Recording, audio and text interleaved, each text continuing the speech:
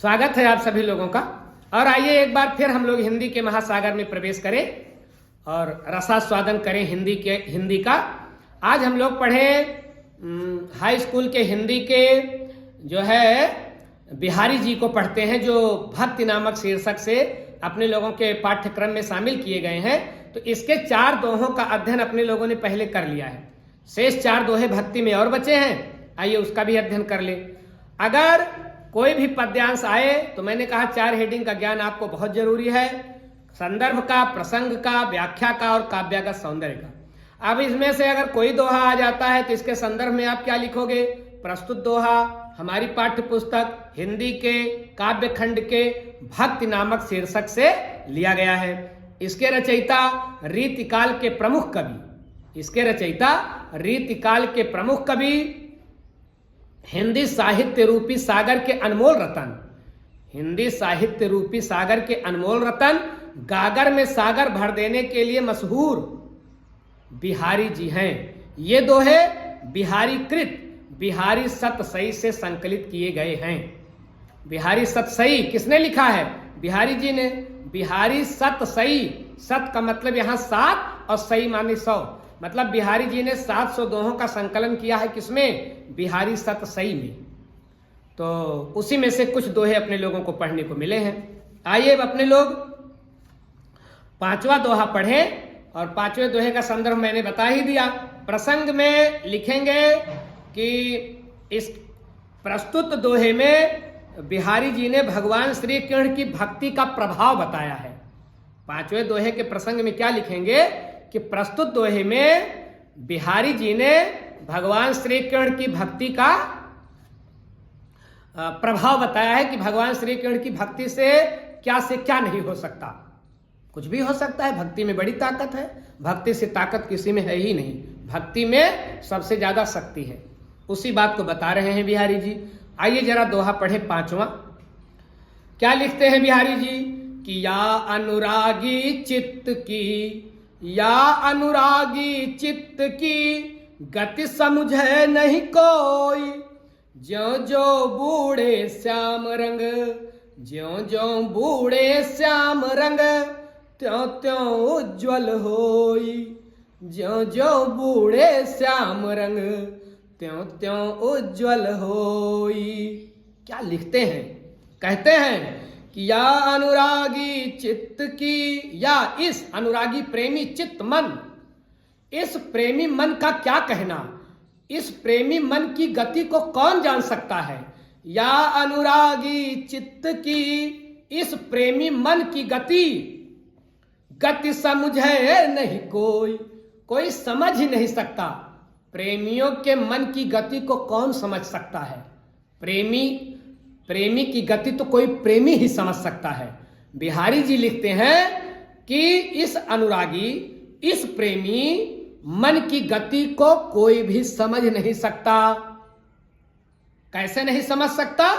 गति समझे नहीं कोई समझ ही नहीं सकता। कोई नहीं समझे नहीं समझ सकता। गति माने इसकी गति, अनुरागी चित्त की, प्रेमी मन की गति को कोई समझ नहीं सकता। और ज्यों ज्यों बूढ़े श्याम रंग, बिहारी जी लिखते हैं जैसे जैसे ये प्रेमी मन, जैसे ये अनुरागी चित्त, बूढ़े श्याम रंग, जैसे ज्यों ज्यों 2 बार आ रहा है पुनरुक्ति प्रकाश अलंकार, ध्यान रखिएगा। शब्दों की बार बार पुनरावृत्ति हो तो पुनरुक्ति प्रकाश अलंकार। ज्यों ज्यों बूढ़े श्याम रंग, यह अनुरागी चित्त बड़ा, इसकी गति को कोई जान नहीं सकता। क्यों? क्योंकि जैसे जैसे यह श्याम रंग में डूबता है। श्याम में श्लेष अलंकार जाएगा। एक श्याम हमारे सांवरे सरकार भगवान श्री कृष्ण और दूसरा श्याम काला रंग। तो इस अनुरागी चित्त की दशा को बताया नहीं जा सकता, कोई समझ नहीं सकता। जैसे जैसे ये किसमें डूबता जाता है? श्याम रंग में, अर्थात श्याम सुंदर के प्रेम में ज्यों ज्यों ये डूबता जाता है, त्यों त्यों उज्ज्वल होए, त्यों त्यों वैसे वैसे उज्ज्वल होए, ये उजला होकर निकलता है। अब यहां उज्ज्वल में भी श्लेष जाएगा। उज्ज्वल, एक तो उज्ज्वल का मतलब स्वच्छ, सफेद, और दूसरा उज्जवल का मतलब पवित्र। अब ध्यान दें आप, बिहारी जी कहते हैं, इसीलिए तो इनको कहा जाता है गागर में सागर भरते हैं, दोहा एक अर्थ अनेक। बिहारी जी कहते हैं कि इस प्रेमी मन की दशा का वर्णन नहीं किया जा सकता, इसकी गति को कोई समझ नहीं सकता। क्यों? क्योंकि जैसे जैसे ये सांवरे श्याम सुंदर के प्रेम में डूबता जाता है, भक्ति में डूबता जाता है, त्यों त्यों उज्जवल होकर निकलता है, अत्यंत पवित्र होकर निकलता है। जैसे जैसे हम भगवान का नाम जप करेंगे, जैसे जैसे भगवान की भक्ति में हम डूबेंगे, त्यों त्यों हमारे मन से सारे विकार खत्म होंगे, हम पवित्र होना शुरू हो जाएंगे। गंगा नहाने से कोई पवित्र नहीं होता, चाहे जितनी डुबकी लगाएं आप, लेकिन गंगा नहाने से पवित्रता नहीं आएगी। पवित्रता किससे आएगी? भगवान के नाम जप से, भगवान की भक्ति में डूबने से पवित्रता आएगी। यही बात बिहारी जी कहते हैं कि प्रेमी मन को कोई समझ नहीं सकता। जैसे जैसे सांवरे सरकार की भक्ति में डूबता जाता है, तो डूबने के बाद जब निकलता है तो इसके व्यक्ति के मन में कई दोष है ना, काम, क्रोध, लोभ, मोह, मद, मत्सर, ईर्ष्या, डाह, सब कहाँ है? हमारे मन में ही है। तो मन से ये सारे विकार हट जाएंगे। कब? भक्ति के प्रभाव से।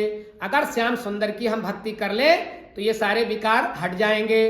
अब देखिए, श्याम काले रंग से भी आशय है और श्याम सुंदर से भी, तो श्लेष अलंकार उज्जवल पवित्रता से भी आशय है और उजले रंग से भी आशय है, तो श्लेष अलंकार। तो ये रहा भैया पांचवा दोहा। इसमें जो है भगवान श्री कृष्ण के भक्ति का प्रभाव बताया गया है कि जैसे है तो वो सांवरे सांवरे है, तो उनका रंग सांवरा सांवरा, लेकिन उस सांवरे सरकार की जो भक्ति करेगा वो पवित्र होकर निकलेगा। उसके मन में कोई मलिनता न होगी, कोई कालिमा न होगी। काले रंग में डूबेंगे, काले टब में डुबोया जाए किसी को और उजला होकर के निकले, तो ये सीधी बात हो रही है कि उल्टी बात हो रही है? अरे अपने लोगों को काले काले रंग के टब में डुबो दिया जाए, निकाला जाए, उजला होकर निकलेंगे, तो उल्टी बात हो रही है। विरोधाभास अलंकार, दो बातें एक साथ कही जा रही हैं। काले रंग में डूबना है, उजला होकर निकलना है, विरोधाभास अलंकार। और श्लेष का तो यत्र तत्र दर्शन हो ही रहा है।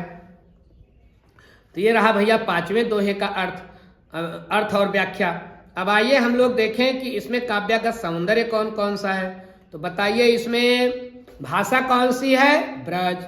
छंद कौन सा है? दोहा। शैली कौन सी है? मुक्तक। रस कौन सा है? रस इसमें भक्ति रस भी है, शांत रस भी है। अलंकार कौन सा है? अलंकार इसमें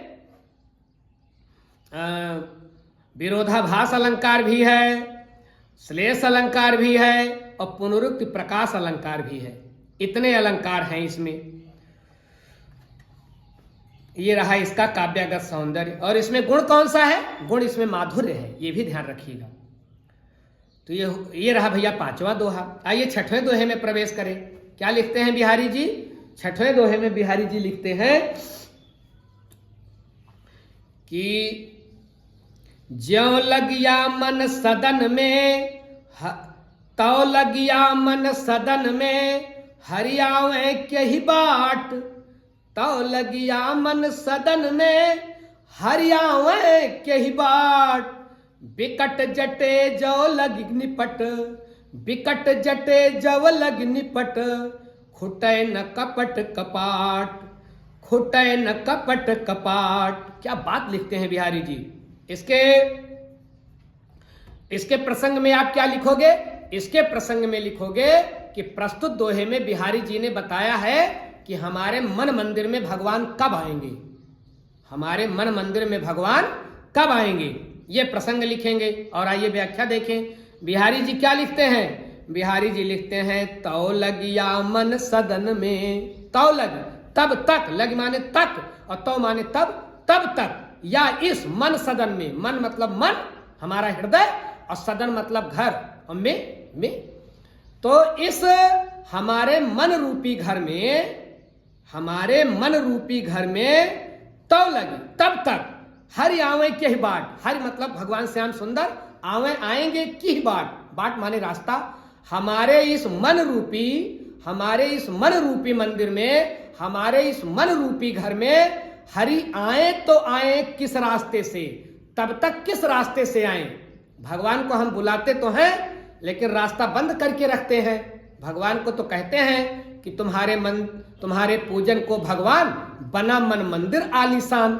ऐसा हम लोग गा तो देते हैं कि मन मंदिर में आइए बस जाइए सांवरे सरकार, लेकिन गड़बड़ी क्या किए हैं। बिहारी जी लिखते हैं, बिकट जटे जब लग निपट आए, तो किस रास्ते से आए, रास्ता तो तुमने बंद कर दिया है। बिकट बड़ी जटिलता से, बड़ी जटिलता से, बड़ी दृढ़ता से, विकट का मतलब दृढ़ता, जटिलता, बड़ी जटिलता से, बड़ी दृढ़ता से जटे बंद कर दिया है। जटे का मतलब बंद कर देना। जो लगी जब तक, निपट, निपट मतलब हमेशा हमेशा के लिए, जब तक आपने हमेशा हमेशा के लिए बड़ी ही जटिलता से, बड़ी ही मजबूती से बंद कर दिया है। खुटे न कपट कपाट, आपने अपने मन रूपी मंदिर को बंद करके रखा है और कहते हैं भगवान आइए। अब आप किसी को न्योता दीजिए और घर का दरवाजा बंद करके सिटकनी लगा लीजिए, कैसे आएगा आपका रिश्तेदार जिसको आपने न्योता दिया है। भगवान को हम लोग बुलाते तो रोज शाम सुबह है, लेकिन ताला लगाए हैं मन रूपी मंदिर में, मन रूपी घर में। किस रास्ते से भगवान आए, क्योंकि हमने बड़ी मजबूती से जब तक ये सदा सदा के लिए, निपट हमेशा हमेशा के लिए बंद करके रखा है। विकट दृढ़ता से, जटे बंद करके रखना, जब तक, निपट मतलब हमेशा हमेशा के लिए।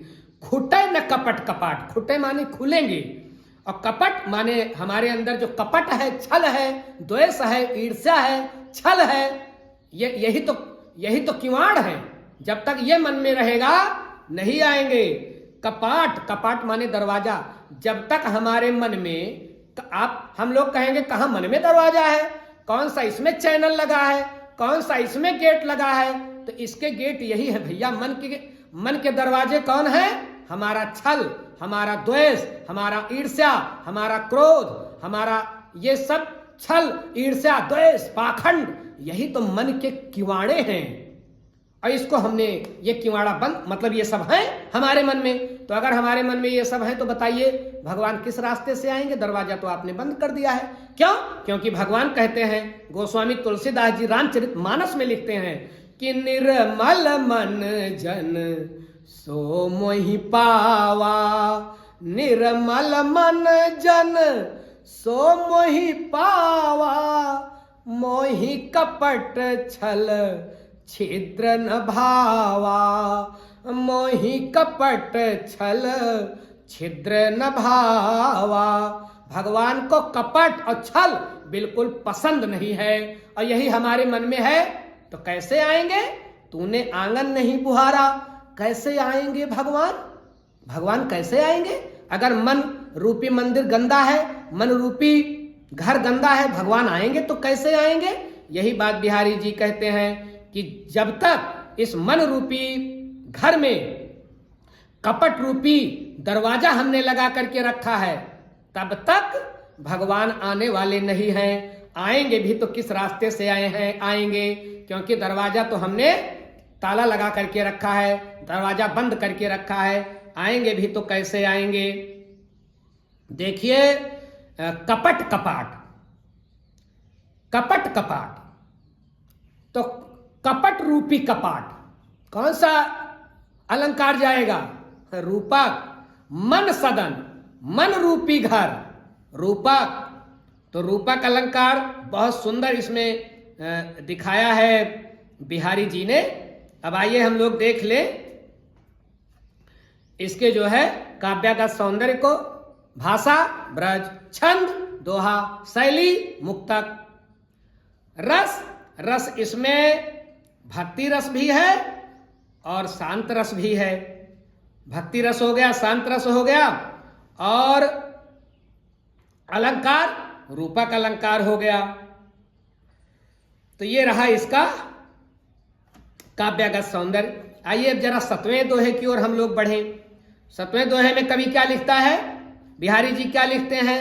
जगत जनायो जिहि सकल, जगत जनायो जिहि सकल, सो हरि जानो नाही, ज्यों आँखिन सब देखिए, आँख न देखी जाय, जो आँखिन सब देखिए आँख न देखी जाय।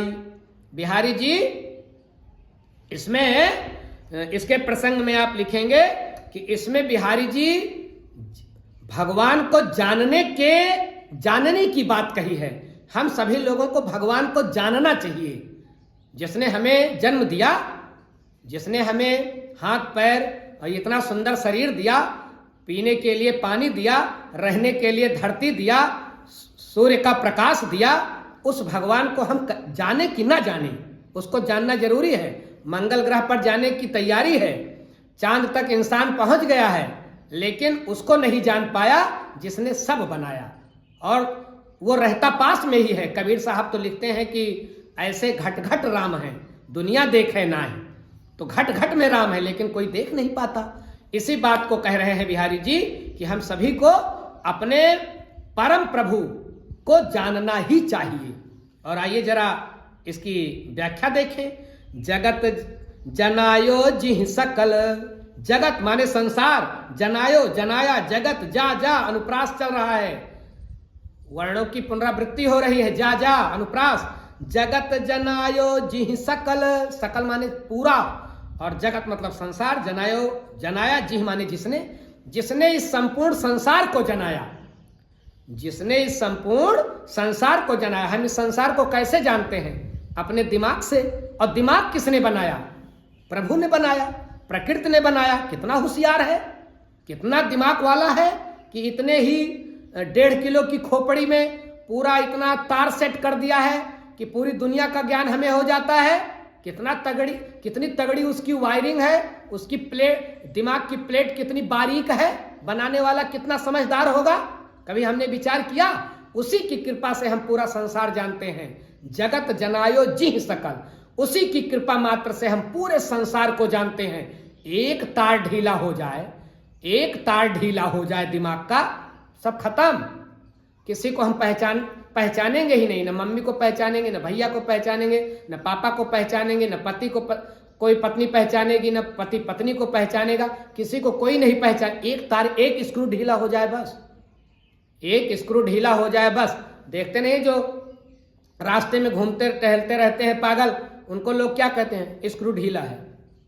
अब स्क्रू थोड़ा सा ढीला हो जाए तो आदमी किसी को पहचानने बंद कर देता है। और कितने लोग हैं खुदे को नहीं पहचानते, अपने को ही, अपना ही शरीर छत बिछत कर लेते हैं। किसकी कृपा से हमारे अंदर ये क्षमता है कि हम सबको जान लें? उस परम प्रभु की कृपा से हम पूरे संसार को जानते हैं। लेकिन सो हरि जाने नाय, उसकी कृपा से उसने दिमाग बनाया, दिमाग से हम सब जानते हैं।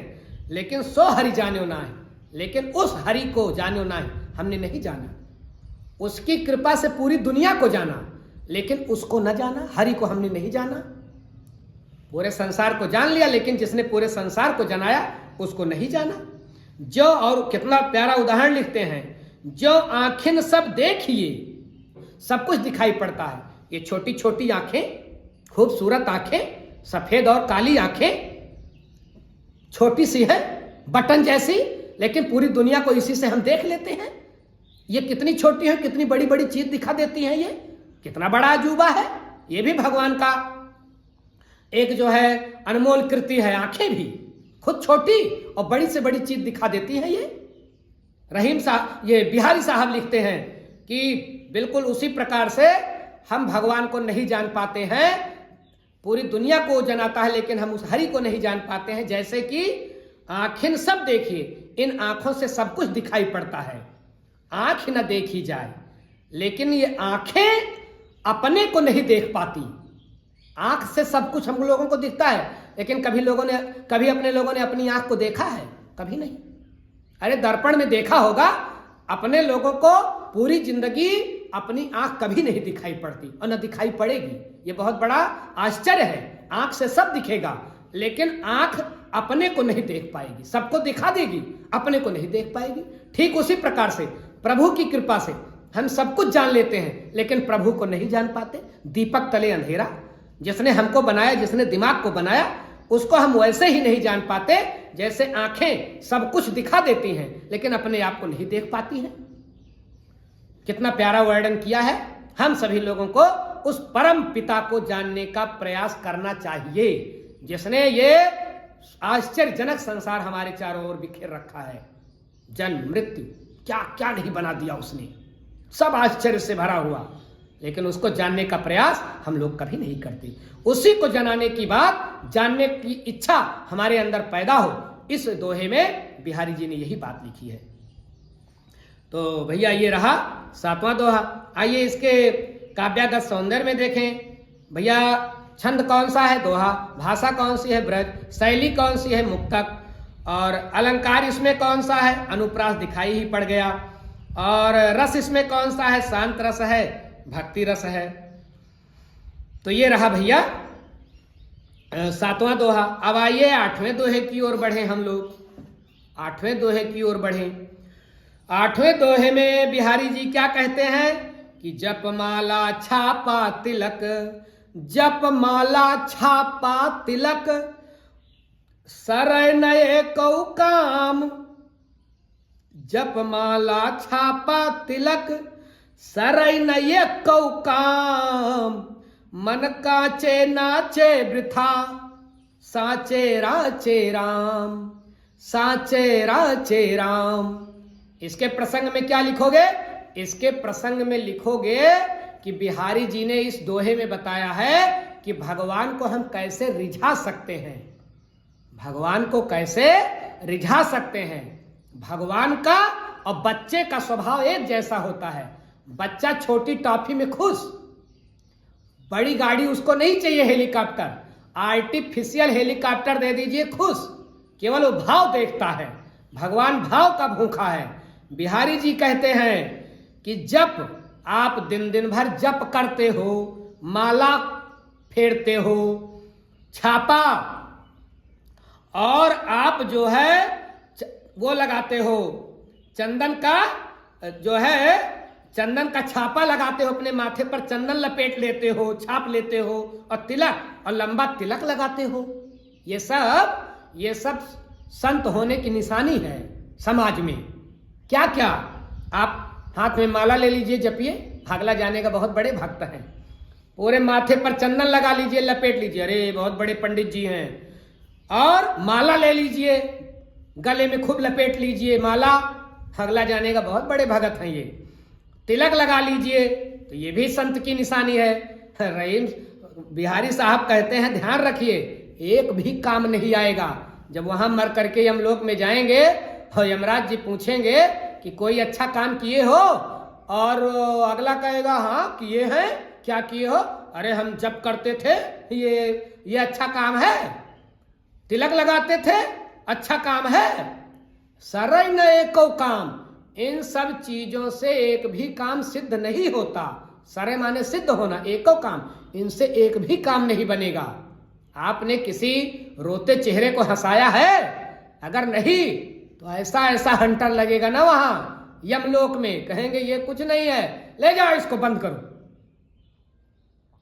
जप दिखा रहा है, माला दिखा रहा है, कंठी दिखा रहा है, तिलक दिखा रहा है, इससे मेरा क्या लेना देना है?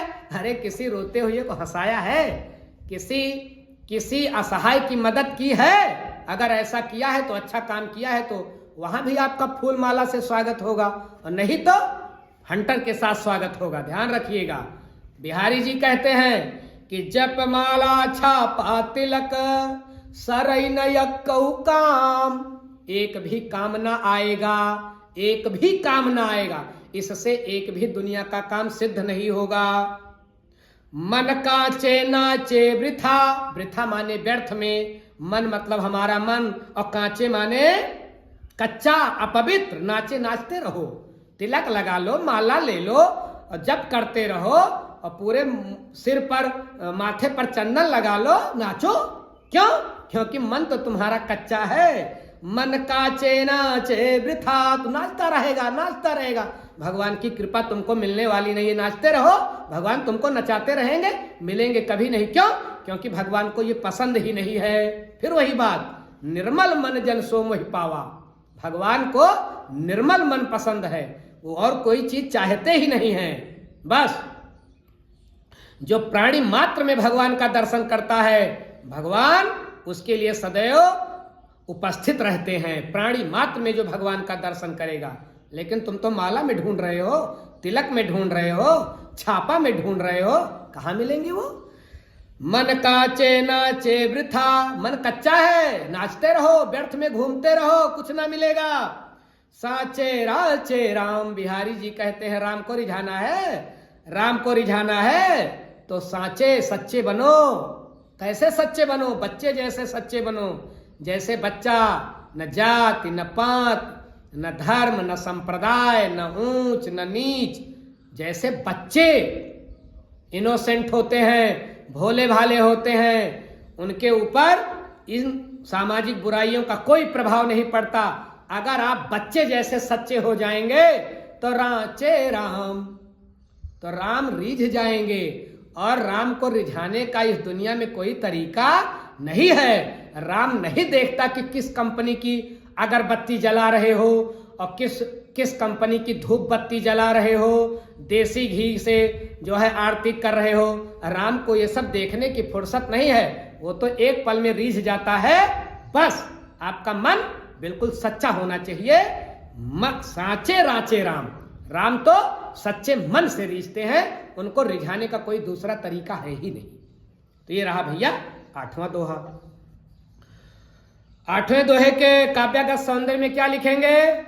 भाषा, ब्रज, शैली, मुक्तक, छंद, दोहा और अलंकार, अनुप्रास इसमें चल रहा है। राचे राम और एक दो देख लेंगे। अनुप्रास, अलंकार। रस कौन सा है? रस जो है, रस इसमें कौन सा है? शांत रस है, भक्ति रस है। शांत रस भी है और भक्ति रस भी है। तो रस हो गया, छंद हो गया, अलंकार हो गया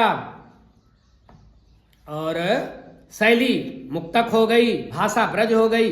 ये रहा इसका काव्यगत सौंदर्य। तो इस प्रकार से भक्ति के 8 दोहे अपने लोगों ने पढ़ लिए। 4 दोहे एक खंड में अपने लोगों ने पढ़ा और 4 दोहे दूसरे खंड में। अब इसके बाद हम लोग बिहारी जी के नीति के दोहे पढ़ेंगे। आगे के क्लास में नीति वाले जो दोहे हैं इसी चैप्टर में है, उसको हम लोग पढ़ेंगे। मुझे पूरा भरोसा है कि 8 दोहे जो भक्ति शीर्षक से संकलित किए गए हैं ये आपके समझ में आए होंगे। इसके प्रश्नोत्तरों को भी हम हल कर लेंगे जैसा कि बोर्ड परीक्षा में आता है इसके बाद।